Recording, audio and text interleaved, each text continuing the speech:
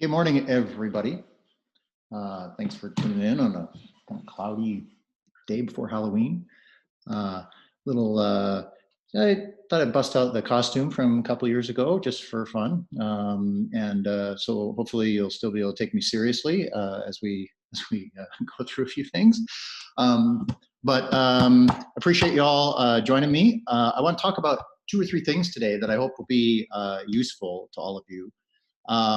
But I want to start by, I guess, simply kind of go into eClass very quickly, share the screen and show you kind of where we are and maybe highlight a couple of things that you might want to read or that I hope you will read because they're easy reads and they're also really interesting. They're not, overly technical. And so I want to kind of just dive right in and see if we can highlight where we are. All right, so here we are on the eClass site. So we're over this week, we have, Wednesday and today, we've kind of shifted a little bit from the content in week 5. And now we're kind of more explicitly in week 6, where we'll be talking a little bit about some conceptual stuff today, notably here, the N-1 problem. I want to go through that with you.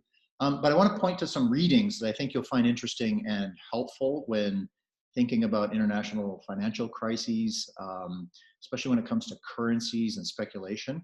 One of them is this piece by Sebastian Malaby, which I have photocopied and put here. No permission, so you aspiring copyright lawyers, leave me alone for now until after you read it. The piece by Sebastian Malaby, More Money Than God. It's a chapter 7 from, it's a very good book. Believe it or not, it's a history of hedge funds. So if it's better than it sounds. They shouldn't, but it is actually a very interesting book if you're interested in the evolution, the origins and history of hedge funds. It's a really fascinating read. But this book and this chapter in particular is called White Wednesday.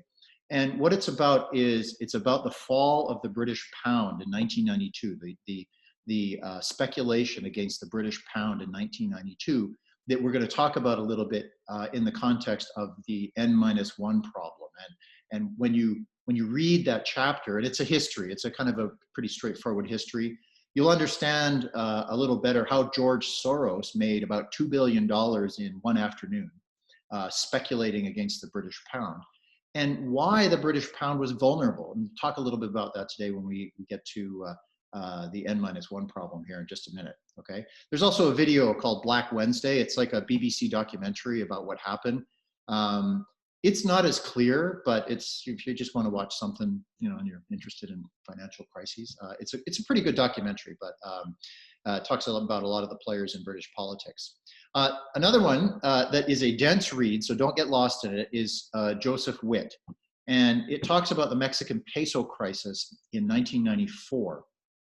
And I'll tell you the punchline of that is there is a real psychology in all of these financial crises that precipitates them. It's not just the presence of a particular exchange rate regime, but it's a psychology. And in the case of the Mexican peso crisis, it was precipitated by a political assassination in 1994. And this was right after the NAFTA was concluded, and Mexico was joining, had done all this work, this hard work to get its financial ship in order, and had concluded the NAFTA with the United States and Canada. And then you have a political assassination, and it precipitates a rolling series of events that are exacerbated by a big mistake made by the Mexican central bank in terms of how it manages its bonds. And so don't get lost in that piece. It's kind of a dense read. Just skim it for as much of the big ideas you can. But then I have some notes here about Mexico, Asia, and the IMF that kind of simplify that. And to that degree, Joseph Stiglitz, who some of you may know something about, he used to be the chief economist for the World Bank. He's also become a giant critic of globalization and those financial institutions. Chapter 4, which I've also taken out of a book for your convenience, talks about what happened in Asia, and we'll talk a little bit about that as well in the late 1990s. And specifically, what's interesting and important about Stiglitz is the aftermath of a financial crisis and who's left behind. When we talk about bailouts, big financial bailouts for countries, who are we really talking about getting the bailout? It's not Joe Schmo on the ground. It's usually the big investors, the big institutions, and oftentimes a lot of folks get kind of left behind. And so that's one of the big critiques there of Joseph Stiglitz. And it's focused on the Asian financial crisis that swept through Southeast Asia in the late 1990s. And so that's what that's about. So I just draw your attention to those 2 or 3 readings because they're relatively easy reads, but it'll give you a sense of the politics that now, because you have a few of the tools to work with, you'll understand them differently than if you had just read them cold. And so I just wanted to draw your attention to that. We'll talk a little bit about Argentina today, but you can just sort of skim through some of these economist pieces that I put here over the years are really short, and they're not very difficult reads. And then next week we will talk about the ratings agencies. I want to spend a few minutes talking about that because it's really interesting. We'll talk about that next week. But that's where we are, a kind of overview of where we are and where we're headed. We're kind of now sort of shifting explicitly into week 6. Okay. Any questions or complaints about? I can only see like 3 or 4 of you right now, so I'll stop in a few minutes and see if there are any questions from anybody about all of this. Well, I've already said this on Wednesday, but I'm still chipping away at your exams. I'm very happy with them all, and a lot of you will be very excited and happy with the outcome. But those of you that, regardless of whether you did well or not, you'll get a lot of feedback from me, and so I'm chipping away at them. And my goal is to have them to you by reposted to you by, say, this time next week.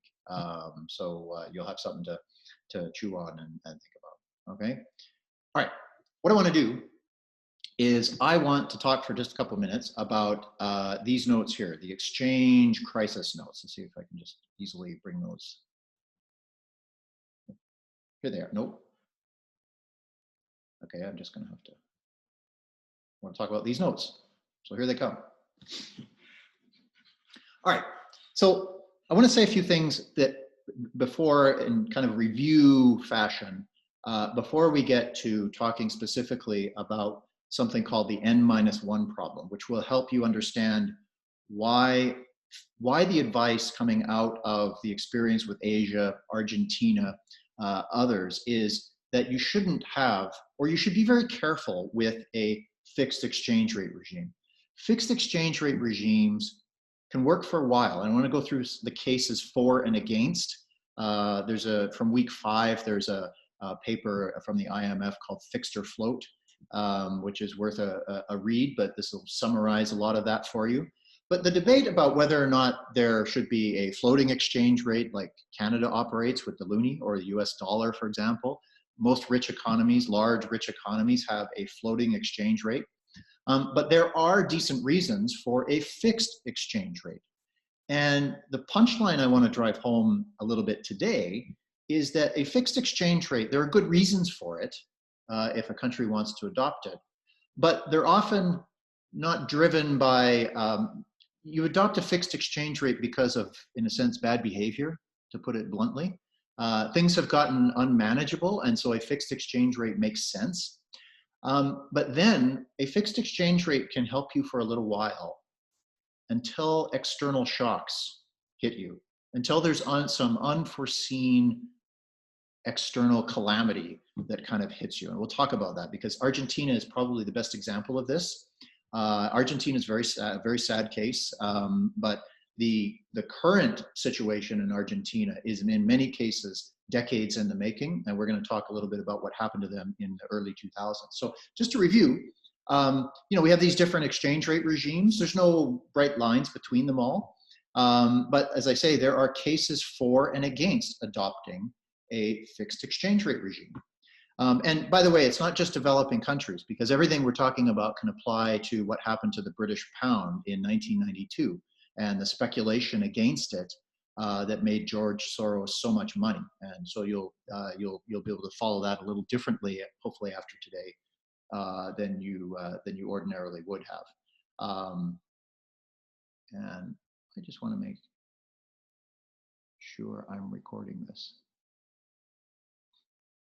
Is this recording? Oh, it is? Okay, you all see some kind of record. I don't see the recording thing blinking at me. So, okay, good. Be a waste of, be sad if I did all this and then no recording. Okay, so the case for a flexible exchange rate regime, okay? Now, this is really a regime in which your currency more or less fluctuates on the basis of supply and demand, more or less. I mean, we've talked a little bit about how central banks intervene with interest rates and so on, influencing the value of a domestic currency, okay? But it more or less floats in supply and demand terms. So when a country's assets are in high demand internationally, people will want that domestic currency. And so they'll get rid of their own currency and approach the Bank of Canada, for instance, and ask for loonies in order to purchase Canadian stuff, okay? And so what ends up happening is, if you remember back to David Hume's, price specie flow and all the stuff about mercantilism, a floating exchange rate regime allows the currency to, in a sense, rebalance itself. You don't import a bunch of inflation from abroad. You allow your currency to to fluctuate in terms of its value relative to other currencies based on supply and demand. And so the argument is that you have a kind of symmetry in international monetary relations. If your currency in, say, a 6-month period of time gets very inflated because people are demanding it, high demand for the value of the currency, at some point that currency is going to seem very expensive to people. Assets denominated in that currency will start to seem very expensive.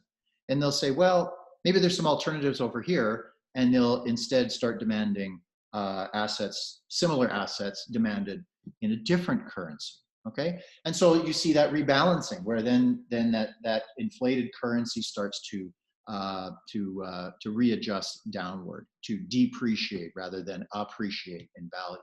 And so if you have a system of floating exchange rates, you have this kind of relative symmetry in between a whole bunch of currencies, and their supply and demand really drives their value. And so you have a kind of international symmetry, right? So you end up with flexible exchange rates, stability. Market discipline is something that people throw around. That's a kind of loaded term, but it's the idea that the state, the central bank, is not going to get in there and overly juice the value or manipulate the value of the currency to try to say,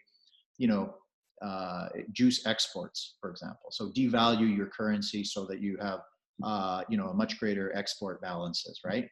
If you have a flexible exchange rate regime, that's not going to happen, right? It can only happen for a short period of time, even if you tried, because the marketplace, the international financial markets, are going to respond by dumping that asset and going somewhere else.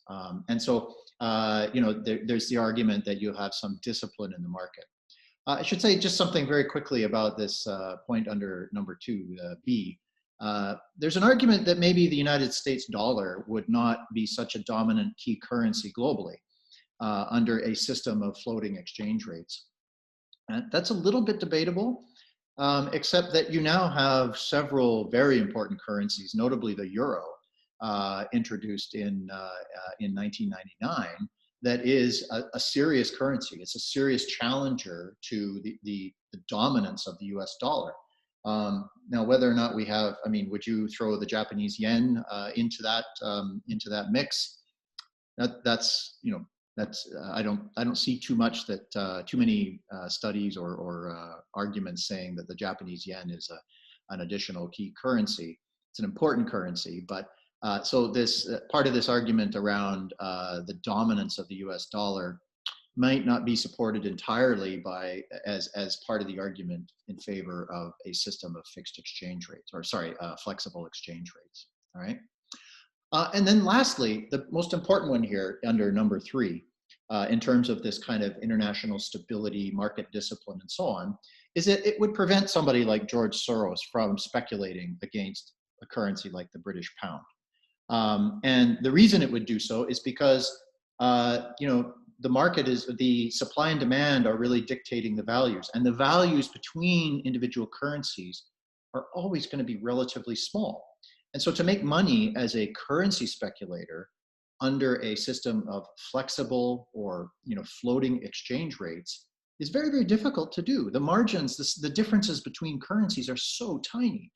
And in order to make any money under such a system, the argument goes, you have to leverage so much money and take advantage of very minute and very short-term differences in exchange rates in order to make any money. And so the idea is that it reduces speculation. And speculation, in some sense, is one of the things that brings on financial crises, because it tends to destabilize individual currencies and send them into free fall. And so that's part of the argument for having a system of flexible exchange rates, okay? Now, what about the case for fixed exchange rates? And think about this in terms of the EU right now and the euro area. The euro area is, in a sense, well, not in a sense, it very much is a system of fixed exchange rates. All of the countries of the EU that are members of the euro area used to have their own currencies. And so they have adopted a system of fixed exchange rates. They've dumped their currency. I mentioned a couple of days ago, Ecuador. Ecuador is a dollar economy. It has adopted the US dollar as its currency. Well, the countries of the EU, the euro area at least, have done exactly the same thing, except that they've created their own currency. And there's supposed to be some coordination among these countries. But the euro area is a system of fixed exchange rates, right? It is essentially all the countries of the euro area. I've mentioned Greece a couple of times, and as a particularly difficult situation, but all of the countries of the euro area have given up their monetary sovereignty. Remember, monetary fiscal policy. The euro area countries have all given up their monetary sovereignty. Under a system of flexible exchange rates that we were just talking about, countries maintain, under A here, they maintain their independent monetary policy, right? They maintain an important arm of policy latitude that they can use to manage their economic activity. In Europe, in the euro area, none of those countries have an independent monetary policy. And so one of the big challenges in the euro area is that you have the euro managed out of the European Central Bank in Frankfurt, and they're setting monetary policy for the entire eurozone. And yet you have a lot of variance in economic performance in different parts of the eurozone. Southern Europe tends to need a little more assistance, could use some flexibility that Northern Europe is not that excited about. And so how do you manage that in the euro area? And that's been a big challenge, because there are big differences of opinion about monetary policy between, say, the Germans and the French versus the Italians and the Greeks. And so this is one of the challenges when you think about a system of fixed exchange rates. We're not just talking about developing countries here, okay? So we're not just talking about, Argentina or developing countries in East Asia or Mexico, right? The same kinds of challenges are being confronted right now in the context of the euro area, because they have essentially adopted a single currency, abandoned their own, and they're trying to coordinate policy on this single currency. It becomes very difficult. So, all right, but generally, what we can say about the case for a fixed exchange rate is that if you're experiencing hyperinflation, you have over the years, as a country, you have borrowed all kinds of money, turned on the printing press to finance expenditures, really inflated and depreciated the value of your currency. At some point, that kind of takes off and turns itself into hyperinflation. And so governments that kind of lack a bit of credibility when it comes to fiscal discipline, sometimes they will say, well, we got to get this under control. And so they will often adopt another currency, or they will adopt a fixed exchange rate. And what they're saying to the rest of the world is, the central bank of this inflated hyperinflation economy, what they're saying to the rest of the world is, look, we are going to commit, as of now, to exchanging our currency for all other currencies at an announced rate. And we're going to stick to that. And we're going to do whatever is possible to stick to that. The problem is that's actually very difficult to do. And we'll talk about why that's difficult in just a minute when we talk about Argentina, okay? So the argument here is that countries that lack fiscal discipline, maybe that's actually a good thing to do. Maybe that's a way to send a message to signal to the international community that we're serious about our finances and we are going to be a good, stable place to invest. Because if you're a foreign investor and you're thinking about investing in an economy with hyperinflation, what happens to your investment in the context of hyperinflation? It's kind of frittered away. The value is kind of frittered away because you've got this, your asset is losing value in the context of hundreds of percent of annualized inflation. And so that can be very, very challenging. So again, sending a big signal, we can manage this, we got you. We're going to be serious now. Okay, so there's a good reason for doing that, all right? Well, one of the challenges is that here we're talking about speculation being also more widespread. And this can be incredibly destabilizing. We'll talk about what happened to Argentina in just a second. I think that'll make this notion of why there's more speculation conceivably under a system of fixed exchange rates. But speculation is arguably a bigger problem, and that's why external shocks can be profoundly destabilizing under these situations. Okay, and so the biggest reason for to move towards a fixed exchange rate regime is mainly to get your fiscal house, your sort of financial house in order, and send a signal to investors that, hey, you don't need to leave. We're going to be stable. We're going to be predictable. So we got you. Okay. So that's probably the biggest one. All right. So I just wanted to run through that. Now, I want to say something very quickly about this N-1 problem. This is kind of conceptual, but you can find all kinds of examples of this. The collapse of Bretton Woods, remember the fixed exchange rate system that I was talking about last time? The collapse of Bretton Woods is this. The devaluing of the British pound in 1992 is this, right? This is a very simple diagram, and let me explain what it is. The idea here is that in any system of fixed exchange rates, okay, so countries get together and they negotiate a kind of rate at which their currencies are going to be traded with each other, okay? They announce what the rate is. In any system, there always is one country in that system. Doesn't matter how many there are. You can have 3 countries, 100 countries, doesn't matter, okay? In any system of fixed exchange rates, what happens is one of the currencies becomes the de facto key currency, okay? Under Bretton Woods, it was the US dollar. And under the European exchange system that the British pound was forced off of in 92, it was the German Deutschmark, okay? And so this is a consistent problem every time. Argentina has this problem, we'll see in just a minute, in managing its fixed exchange rate. So any system of fixed exchange rates, you always end up with one of those currencies, even if it's not announced. Like, it's not intended that the US dollar under Bretton Woods was going to become the key currency, or the Deutschmark under the European monetary system was going to become the key currency. It just happens, okay? And it always happens, and that's why they call this the N-1 problem. It's a problem, and here's the sort of the gist of it.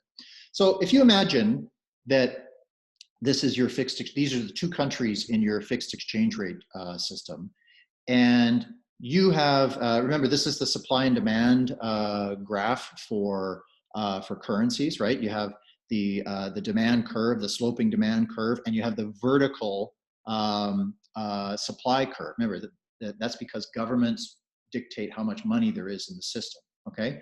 So you have 2 countries that are members of this system. They have initially at exchange rate R1 here on the far left, okay? They have initially said, hey, we are going to exchange each other's currency at that rate, which, you get an equilibrium in both countries that is stable, okay? And stability is the point of a fixed exchange rate regime, right? It's about stability, so you don't have wild currency fluctuations and things kind of going all over the place. Stability, okay? Well, what's the problem with this? What the problem is that the N-1 country, which in this example, or in the example of the United States or Germany, as those real examples of key currencies, is that only one country in this system actually maintains its monetary sovereignty.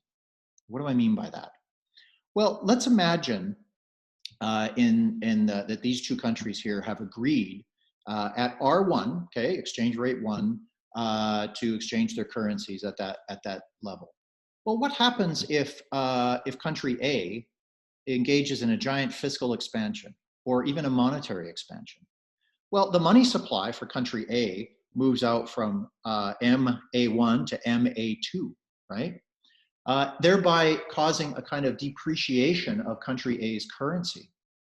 Well, because they are in agreement with country B that they will have this fixed exchange rate, it forces country B to do likewise, even if they don't want to. Country B's economy may not be in the same situation as country A, but by agreement, they have said we're going to fix our currencies to each other at an announced rate, but only country A, the one with the key currency, ends up with the capacity to engage in major fiscal expansion or even a little monetary expansion that in effect increases the money supply. And what that does is put huge pressure on country B to do likewise, even if they don't want to. So even if country B is in a position where they don't necessarily want to have lower interest rates and a larger money supply, maybe that's actually not good for their economy at the present moment. They end up having to do that under this system of fixed exchange rates. Okay, so if you think about Bretton Woods, the United States, Bretton Woods collapsed in the early 1970s, and what all the other members of the Bretton Woods regime, mostly European countries, had agreed to do was fix their currencies to the US dollar at a rate of $35 per ounce denominated or connected to gold, okay? But what happened in the 60s and 70s in the United States? Two things that moved the supply curve for country A, the United States, way out. The Great Society programs of Lyndon Johnson, okay, huge fiscal expansion in domestic policy, and the Vietnam War, expenditures on the Vietnam War. What it did was it forced all of the other countries in country B space, all of the other European states, to similarly inflate their economies, many of which didn't want to do that at all. And so you ultimately see this kind of frustration, this growing frustration in the context of an N-1 problem, where the other countries in this system of fixed exchange rates not only can't honor the commitment anymore, and we'll talk a little bit about why, but it leaves the key currency country with the only flexibility. Nobody else has the kind of flexibility that that key currency country actually has. Exactly the same thing happened in Germany, in Europe in the early 90s, and with the British pound collapsing. And what was going on in Germany in the early 90s? Well, you had the collapse of the Soviet Union, and you saw the Germans engage in a massive fiscal expansion to reunify Germany, right? Well, none of the other countries in the European exchange system wanted to do that, right? And in fact, for the British economy, that was the worst thing that they wanted. They didn't want to have to do that at the time. And so you see the N-1 problem playing out in more or less the same way, except that this is the Germans. And you can say that this fiscal expansion is a kind of external shock, if you will. It's an unexpected thing. The Soviet Union collapses, a big fiscal expansion by the Germans. I mean, who doesn't want Germany reunified, right? But it causes big problems for this effort on the part of European states to harmonize their exchange rates in advance of adopting the euro. And I would argue that what you're going to read about with George Soros and the British pound and White Wednesday in that Sebastian Mallaby piece, is that the politics and what happened in 1992, I would argue, set Britain on a course for never adopting the euro. When the euro was adopted in 1999, Britain stood outside. And I think it was largely because of the political and economic fallout of the pound having been forced off this initial or experimental system to try to bring all of Europe's currencies closer together so that they would all feel it would be easier for them all to adopt the euro. And the Brits never did. And now we're at Brexit, right? If you want to know why the British didn't adopt the euro, you can look back to this collapse of the British pound in 1992 and the speculation against it. Okay. Now I'm going to stop for just 2 minutes, and then we'll see if there's any questions at all. And then I want to talk about Argentina, because Argentina is a really sad case. It gives you a very good example of how external things, even if your country's really trying hard to manage these things, it's a good example of how external shocks can really change the calculus of these fixed exchange rates and send people over the edge. So, okay, any quick questions from anybody about all this before I move on? No? Clear as mud. All right, excellent. Okay, so let's talk specifically about Argentina here just for a couple minutes. I think you'll find this kind of interesting. And you'll read the piece that from the Wall Street Journal a little differently. That now after we talk a little bit about this. So Argentina is, probably some of you know, has had bouts of military dictatorship and so on through the 70s and 80s.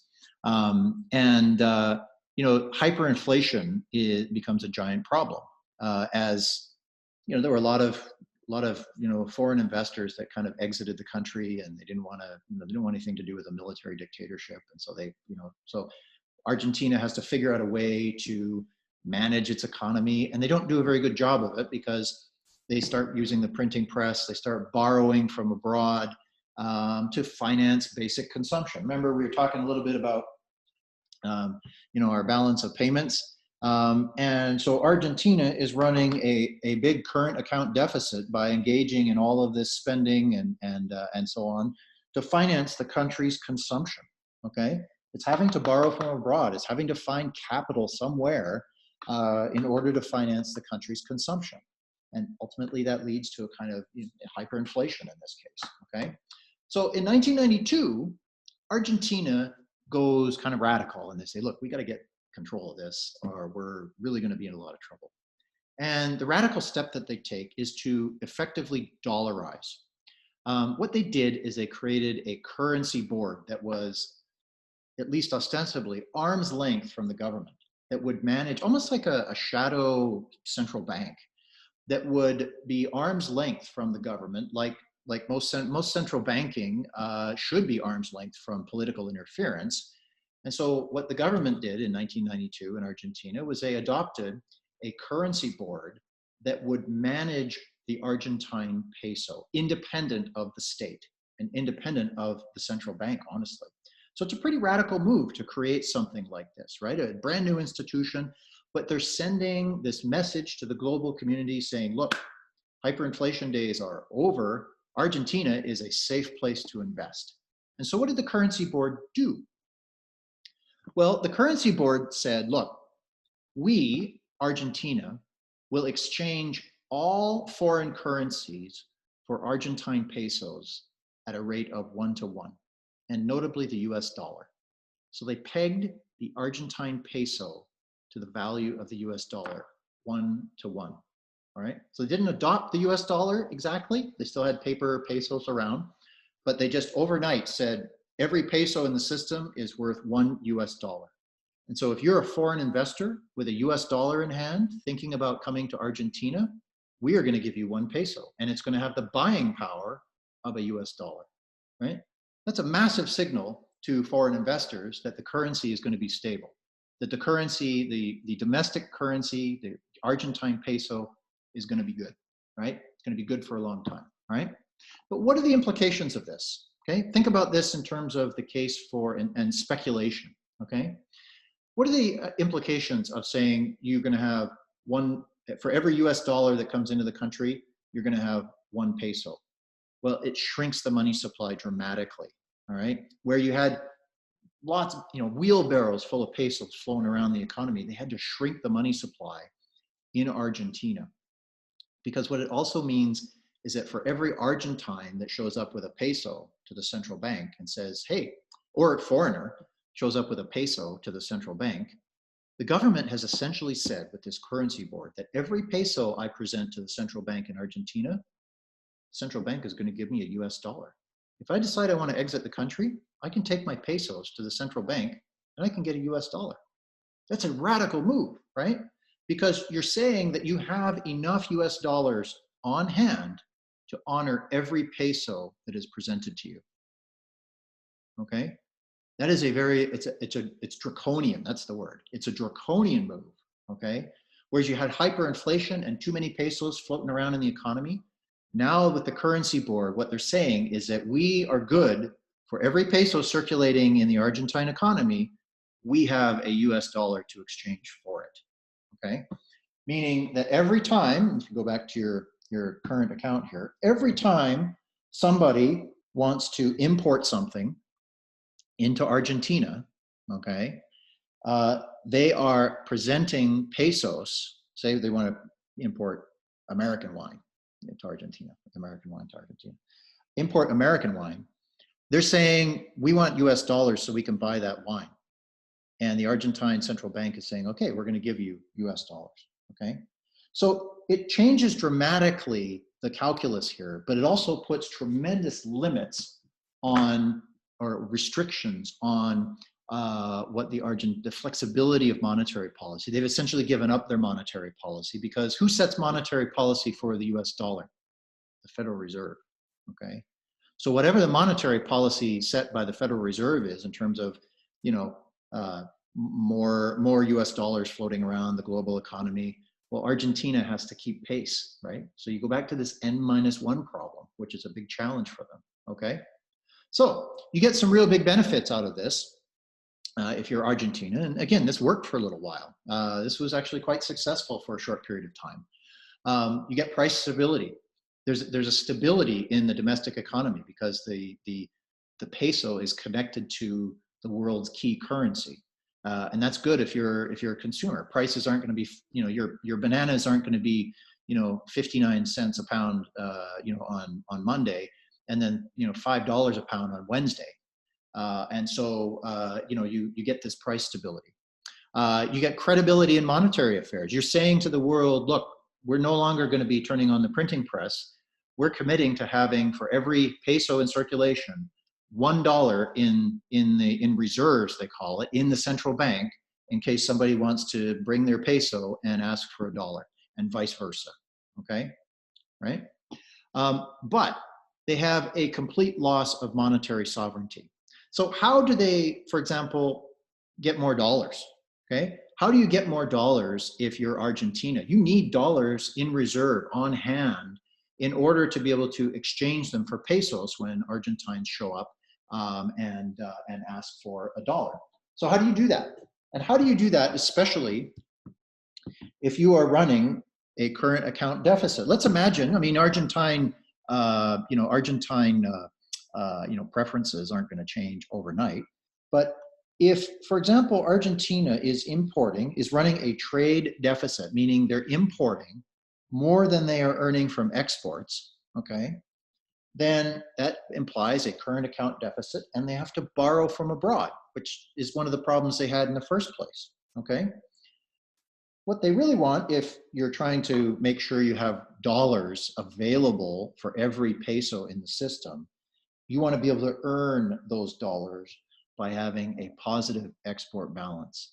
Argentina needed, in a sense, to sell more beef and Argentine Malbec to the rest of the world and earn dollars, earn that reserve currency to maintain this one-to-one peg, okay? And you know what? They did that for a while because what happens when there's a reversal is that you go back to trade deficit, current account deficit, and then all of a sudden what this means, if you are importing more than you're exporting, it means that lots of Argentines are coming with their pesos and asking for dollars so that they can buy imports. And that begins to dwindle the reserve currency, the US dollars in reserve that the central bank has available to honor that commitment. So if you're thinking as a speculator, you're watching the US dollars reserves sort of fall and go below. Maybe they're not going to be able to honor this one-to-one. Maybe it's getting a little less than that. As a speculator, you may look at that and say, you know, it doesn't look to me like they're going to be able to honor this one-to-one. And even if you're just trying to save your own skin, you might say, this looks like it's headed in the wrong direction. And you might take your pesos as a foreign investor and you might demand dollars and get out while the getting's good, right? If you're smart, or a speculator, but if you're smart financially, when you see this begin to take hold, you're going to go to the Central Bank of Argentina and say, hey, I want out. Here's a whole pile of pesos. Give me dollars. I'm out. And that begins to exacerbate the run on the reserves in the central bank that Argentina has on hand. And then at some point they run out. Because if you're the first one to exit, and this is one of Joseph Stiglitz's big critiques of the way the IMF has handled things in the past. But if you are the first investor out the door, you're going to get off and be made whole. But what if you're the last one holding the bag? You're not going to be able to get that one-to-one. You're going to be left holding a bag of worthless pesos because the government, the currency board in Argentina's case, is not going to be able to honor that one-to-one anymore. Okay, so it's a very sticky situation, and it works for a while. Let's talk for just a couple of minutes about what happened. So Argentina, you could argue, with this currency board, in a sense, kind of adopted some of the policies of the Washington Consensus that we talked about a little earlier in the term, okay? So things like privatization, the management of fiscal policy, monetary policy, much of it was kind of in line with the Washington Consensus. And all of this seemed to kind of work for Argentina for a little while, okay? But then a few external shocks hit them. So first of all, in the 1990s, global commodity prices went flat. What does that mean? Well, what does Argentina export? A lot of cows, right? Beef. I don't know anyone. I've heard Argentine beef is awesome. I don't know if it's better than Alberta beef. I don't know. I have no idea. But I've heard it's awesome. But certainly they make some pretty good Malbec. Wine is a big export. But those are commodities in a sense. Those are agricultural commodities, and Argentina exports a lot of that stuff. So it earned a lot of revenue from exports of commodities when commodity prices were good. But then commodity prices go flat, and suddenly it reverses. They're not earning as much hard currency from the sale of those commodities. Every bottle of wine is not earning as much money as it did previously, okay? Because commodity prices go flat, right? So they're just not earning as much money from the sale of what they produce, all right? So it begins to affect their trade balance and their current account, all right? Then you get into some of the psychology. In 1995, I mentioned that what happened in the Mexican peso crisis. There's an assassination of the PRI's chosen candidate for president. And in 95, there was no other party. The PRI had been in power for, they were in power till 2000. They'd been in power for like 70 years up until then. And so to have the chosen presidential candidate in Mexico assassinated at a political event, that sent ripples throughout Latin America. And whether you like it or not, rightly or wrongly, what happened in Mexico ended up painting Argentina with an unfair broad brush, as if somehow all of Latin America is the same. And so this sort of political instability begins to creep into thinking about Latin America, and interest rates and people's willingness to lend money to Mexico, but also to other Latin American states. Completely unfair, right? Argentina is not Mexico, okay? Then finally, or sorry, there's two more things. There was also the appreciation of the US dollar in this time. Now remember, who sets the value of the US dollar, how the US dollar's value is set. I mean, the Federal Reserve has more influence over the US dollar's value than certainly the Argentines. But in the period of the 1990s, early 2000s, the US dollar was in an upward appreciation relative to a lot of other currencies. And so what does that do? If you have set the value of your currency one to the US dollar, what does that do to your exports? Probably it makes them more expensive to foreigners.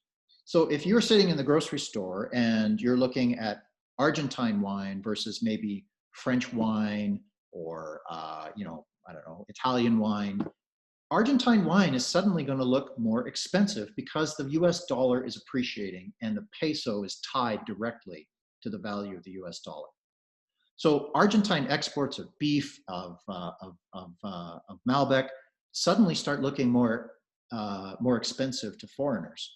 And so if you've got alternatives, all right, you're going to buy some French wine. You're going to buy a different country, you know, wine from a different country that's not stuck with this appreciating US dollar, okay? And then finally, the last one, and the one that really pounded them and really then began to exacerbate this problem with the current account, right, was the fact that that Brazil in 1998 had its own financial crisis and devalued the Brazilian real, the Brazilian currency. Now, why is this important? Because Brazil is Argentina's largest export market. Brazil imports all kinds of beef, all kinds of commodities that Argentina produces, wheat, you know, obviously wine and so on. Brazil is their biggest customer. And so the Argentines are suddenly in a position where they're stuck with a US dollar, essentially US dollar valued peso, and a lot of Brazilians that just got poor because the Brazilian real has collapsed. And they can't afford Brazilian products anymore, or sorry, they cannot afford Argentine products anymore, okay? And Argentina, Brazil, Uruguay, Paraguay, they had a little, you know, they had a customs union going. And so it, you know, tariff-free trade between the countries, but the currency really bit them in the rear end because suddenly they had a US dollar that was appreciating and a Brazilian real from their largest trading partner collapsing. They're screwed, right? Suddenly, the Argentine central bank is confronted with lots of Argentines asking for dollars as they begin to exit the country in the early 2000s. And you start seeing a run on the reserves of the Argentine central bank. They're not earning any because of these shocks. They're not earning as much as they were, okay? So they're not accumulating any of those US dollars, all right? And then these four external shocks pound them, and suddenly you can see that they're running out of reserves and they're no longer going to be able to honor that one-to-one exchange that they've committed to, okay? And so you, as a speculator or an investor, you start to see Argentina's ability to manage that and honor that commitment start to collapse. Well, and in 2002, it forced them off their fixed exchange rate. They devalued the Argentine peso. And then on top of that, they also defaulted on, you know, all of this makes it difficult to service your debts and so on. They defaulted on, what is it, it's 155 billion in loans. And they've been fighting an uphill battle ever since, sort of. And if you read those economist pieces, they're not very long. You'll see what Argentina, you know, having gone off that currency board and that one-to-one, you devalue the currency and that changes your fortunes in terms of exports. Maybe your wine and your beef look a little cheaper to Brazilians once you devalue. The problem is that the impact at home is quite devastating when you devalue like that, because all those savings, all those holdings of pesos and dollar-denominated accounts that the Argentines held suddenly aren't worth very much. And so it's really a double-edged sword to devalue, but you destroy your credibility, you destroy all those benefits that you got in the first place from adopting a fixed exchange rate regime.